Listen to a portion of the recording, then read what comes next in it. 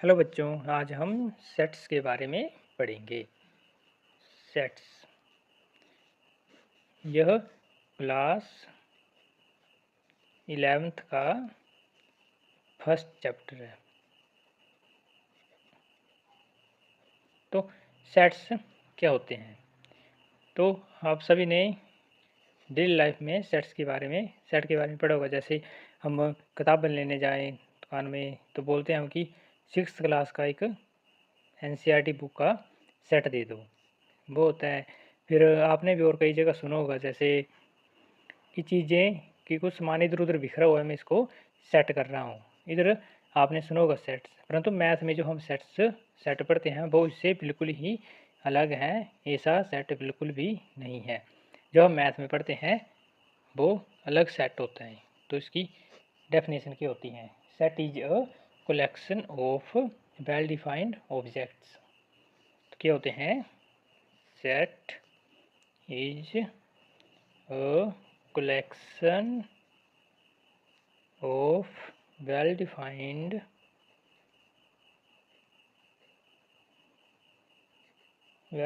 objects।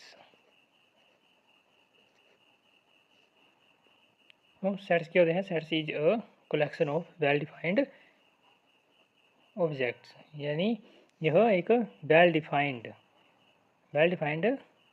Objects का एक collection होता है। जैसे फॉर एग्जांपल के लिए हम देखें तो जैसे मैं एक सेट्स बना रहा हूँ। जैसे हफ्ते में कौन कौन से दिन आते हैं, जैसे तो हफ्ते में कौन कौन से डेज आते हैं। एक आता है संडे, मंडे,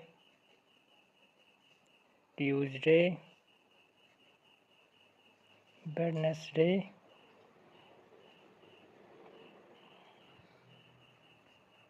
थर्सडे,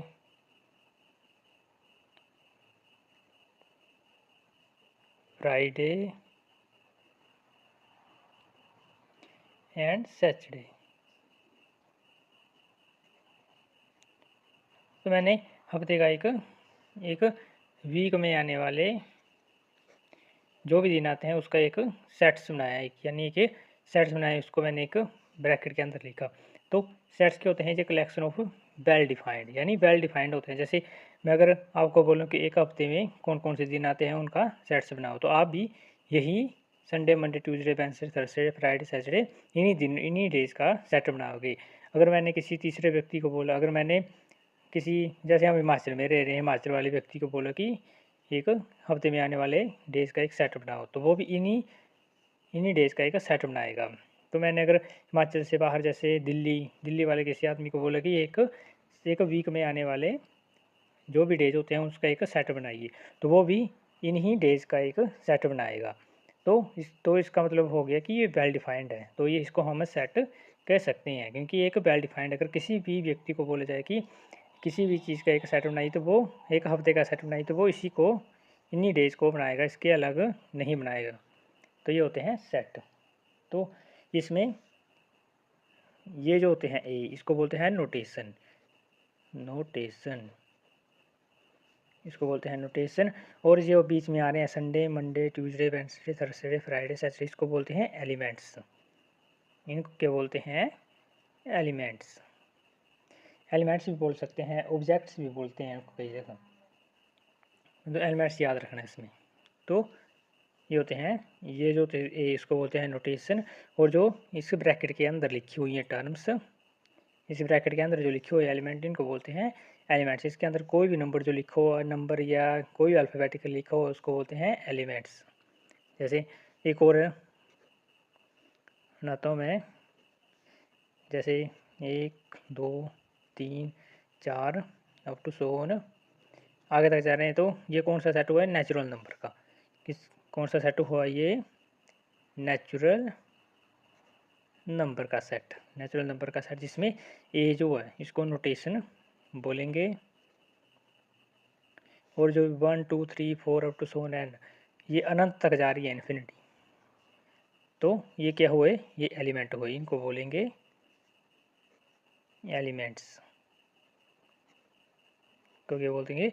एलिमेंट्स। और जो इनको दर्शा रहे हैं इसको बोलेंगे नोटेशन। और ये हमेशा कैपिटल लेटर में ही होगा। नोटेशन जो होगी वो हमेशा कैपिटल लेटर में ही लिखा जाएगा, और जो एलिमेंट्स होंगे इनको हमेशा स्मॉल लेटर में ही लिखेंगे, स्मॉल लेटर। जो नोटेशन होगी इसको कैपिटल लेटर में लिखेंगे, और जो एलिमेंट्स हैं जैसे ब्रैकेट के अंदर लिखी हुई ये चीज़ें हैं, ये जो एलिमेंट इनको हम स्मॉल लेटर में लिखते हैं। याद रख लेना, एक set cheese collection of well defined. अगर कोई चीज़ वेल डिफाइंड नहीं है तो वो सेट नहीं हो सकती है। जैसे फॉर एग्जांपल के लिए देखें, जैसे हम हिमाचल प्रदेश में बहने वाली नदियाँ, रिवर्स कौन कौन सी हैं, तो हिमाचल में बहने वाली रिवर्स कौन कौन सी हैं, एक है सतलुज, यमुना, ब्यास, रावी एंड चेनाब। और ये एक वेल डिफाइंड। अगर मैंने इसके साथ में एक और नदी का नाम लिख दिया जैसे गंगा, ये मैंने एक सेट बनाया और इसमें गंगा नदी का नाम भी ऐड कर दिया। इसमें कितनी नदियों की टोटल 1 2 3 4 5 6।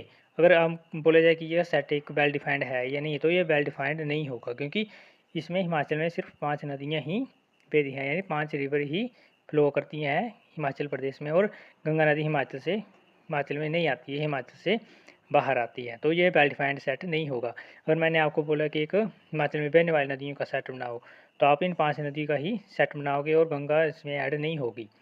तो अगर हमने 5 नदी का सेट बनाया तो वो वेल डिफाइंड होगा। अगर हमने इसमें छठी गंगा नदी भी ऐड कर दी तो वो वेल डिफाइंड सेट नहीं होगा, क्योंकि जो दूसरा व्यक्ति जो होगा वो सेट बनाएगा तो वो इन 5 नदियों का ही एक सेट बनाएगा और गंगा नदी को ऐड नहीं करेगा, तो ये वेल डिफाइंड नहीं हुआ।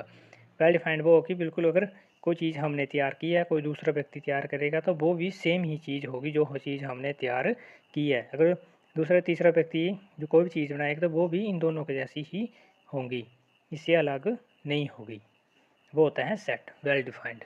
इसमें लिखा है कि collection of well defined objects, हो गया sets.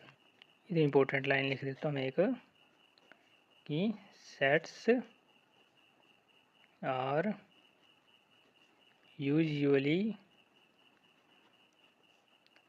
denoted by capital letters, capital letters. और ये कैपिटल लेटर कुछ भी हो सकते हैं, ए भी हो सकता है, कैपिटल में होना चाहिए, बी भी हो सकता है, सी भी, डी कुछ भी हो सकता है। एक इम्पोर्टेंट लाइन ये आ गई। और एक सेकंड इम्पोर्टेंट लाइन है इसमें, elements are usually denoted by small letters, small letters. जैसे ए हो गया, स्मॉल बी हो गया, सी हो गया, डी ई कुछ भी हो सकता है, परंतु स्मॉल होने चाहिए। Sets are usually denoted by capital letter, इनको नोटेशन भी बोलते हैं कैपिटल लेटर में लिखिए। और elements are denoted by small letters, A B C D कुछ भी हो सकता है। तो ये हो गया सेट्स की डेफिनेशन। फिर आगे इसमें एक मैथ का एक वर्ड यूज होता है ई जैसा, इसको ई जैसा दिख रहा है, परंतु इसको बोलते हैं बिलोंग्स टू। इसका मतलब होता है बिलोंग्स टू। इसका मतलब क्या होता है, बिलोंग्स टू। देखो इसका कहाँ पे यूज होता है। जैसे अब मैंने एक इंग्लिश अल्फ़ाबेट का एक सेट बनाया है, इंग्लिश अल्फ़ाबेट का वोवेल्स का एक सेट बनाया है मैंने, set of vowels in English alphabet. देता हूँ इधर साइड में, capital A is the set of vowels in English alphabet।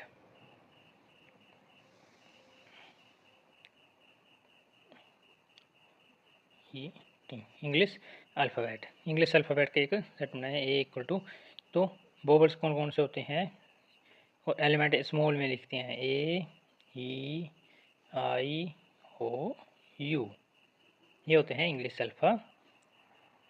Alphabet में वोवल। तो सेट बनाया मैंने एक वोवल, और ये वेल डिफाइंड है क्योंकि अल्फ़ाबेट 5 ही होते हैं। कोई भी दूसरा व्यक्ति इसका सेट तैयार करेगा इंग्लिश अल्फ़ाबेट का, वो भी इन्हीं 5 को लिखेगा। अफी बिलोंग्स टू मतलब होता है ए बिलोंग्स टू ए, यानी स्मॉल ए वोवल जो वो ए में बिलोंग कर रहा है, इसका मतलब वो कि स्मॉल ए जो है वो ए के अंदर है, इन 5 एलिमेंट में एक है। तो है इसमें स्मॉल ए इधर है, तो यानी ये इसमें बिलोंग कर रहा है, ये ठीक है। और मैं लिखूँ इसमें स्मॉल बी बिलोंग्स टू ए, यानी इसका मतलब वो है कि बी जो वो ए में बिलोंग कर रहा है, यानी बी जो वो ए के अंदर है, इस वाले ए के अंदर है। तो आपको दिख रहा है इधर ए कहीं कहीं भी नहीं है, तो डज नॉट बिलोंग। अगर बिलोंग्स टू लिखना तो इसको ऐसे लिखते हैं, डज नॉट बिलोंग्स टू ऐसे लिखते हैं हम, और इसमें से कट लगा देंगे। इसका मतलब हुआ कि बी जो वो ए में बिलोंग नहीं कर रहा है, ये इसका यूज यहाँ पर होता है। जैसे मैंने अगर इसकी जगह एक प्रश्न आगे पूछा जाए कि ओ बिलोंग्स टू ए, क्या ये ट्रू या फॉल्स है, तो ये ट्रू है क्योंकि ओ इसके अंदर आ रहा है, इन एलिमेंट में ओ है कहीं पे, ये है, तो ओ इसमें ए के अंदर आ रहा है, यानी ओ जो वो इस वाले ए के अंदर आ रहा तो ये सही होगा। इसके बिलोंग्स टू का यूज ये इससे होता है। फिर स्टैंडर्ड नोटेशंस देखते हैं अब हम। स्टैंडर्ड नोटेशंस,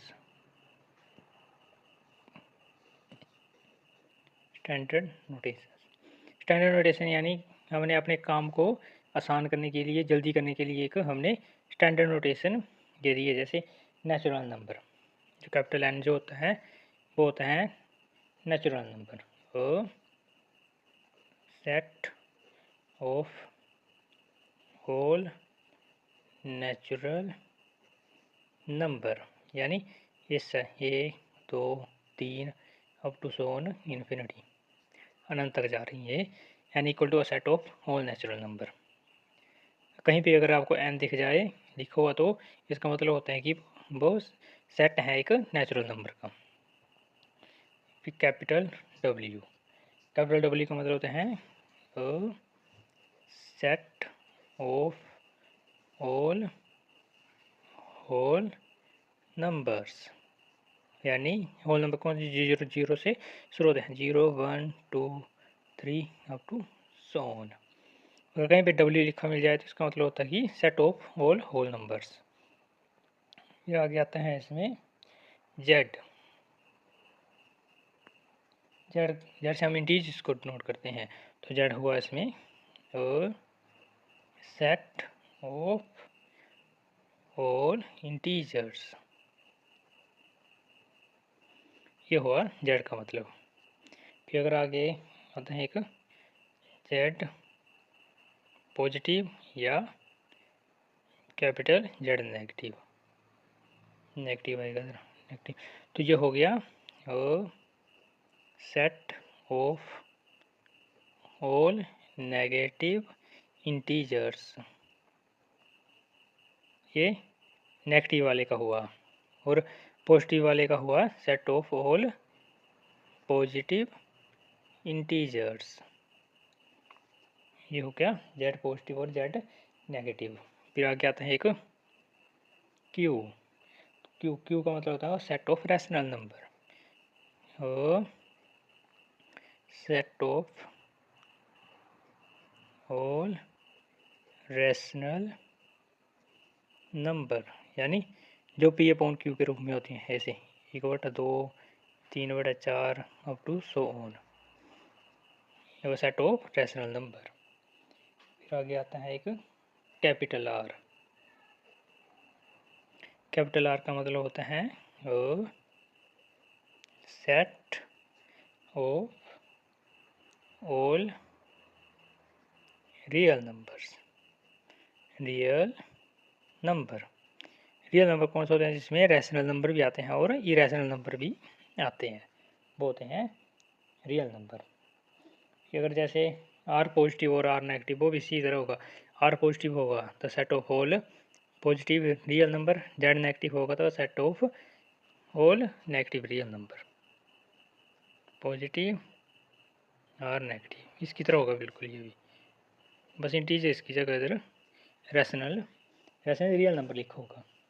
अगर कहीं भी अगर सी लिखा हुआ मिल जाए तो सी का मतलब होता है O set of all complex numbers.